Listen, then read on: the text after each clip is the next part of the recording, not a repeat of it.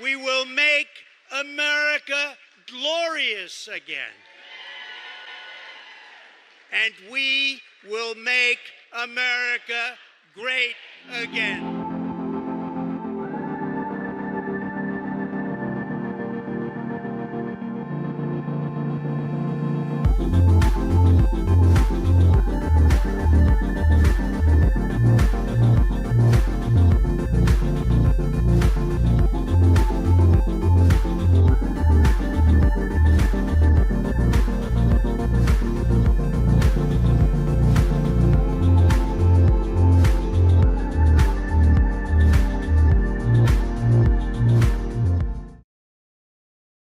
2 years ago, when I left office, the United States stood ready for its golden age.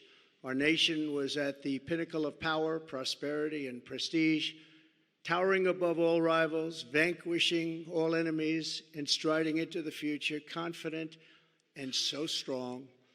In 4 short years, everybody was doing great. Men, women, African Americans, Asian Americans, Hispanic Americans, everybody was thriving like never before.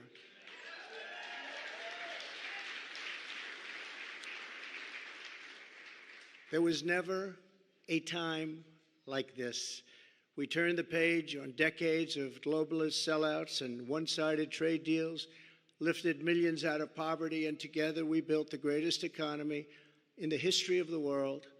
The vicious ISIS caliphate, which no president was able to conquer, was decimated by hunted down and killed. North Korea had not launched a single long-range missile since my summit with Chairman Kim Jong-un.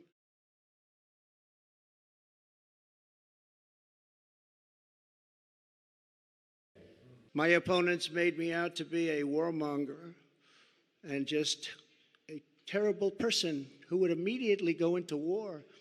America was prospering, and our country was on track for an amazing future because I made big promises to the American people, and unlike other presidents, I kept my promises. I kept them. Under our leadership, we were a great and glorious nation, something you haven't heard for quite a long period of time. We were a strong nation, and importantly, we were a free nation.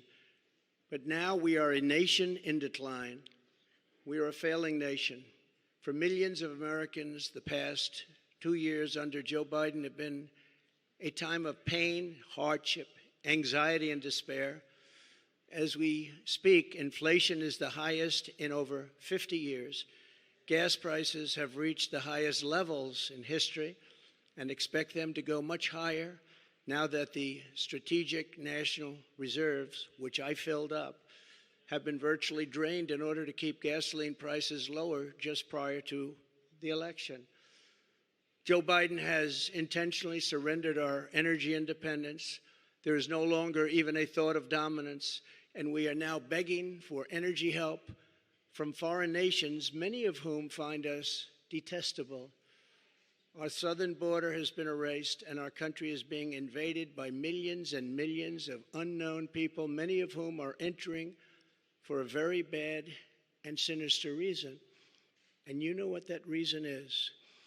We will be paying a big price for this invasion into our country for years to come. Hundreds of thousands of pounds of deadly drugs, including very lethal fentanyl, are flooding across the now open and totally porous southern border. The United States has been embarrassed, humiliated, and weakened for all to see. Disasters in Afghanistan, perhaps the most embarrassing moment in the history of our country, where we lost lives, left Americans behind, and surrendered $85 billion worth of the finest military equipment anywhere in the world. And Ukraine, which would have never happened if I were your president, are something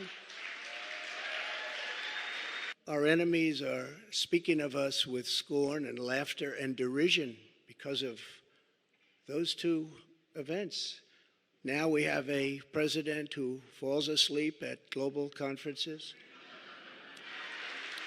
We will make America wealthy again. We will make America strong again. We will make America proud again. We will make America safe again. We will make America glorious again. And we will make America great again. Thank you very much. God bless you.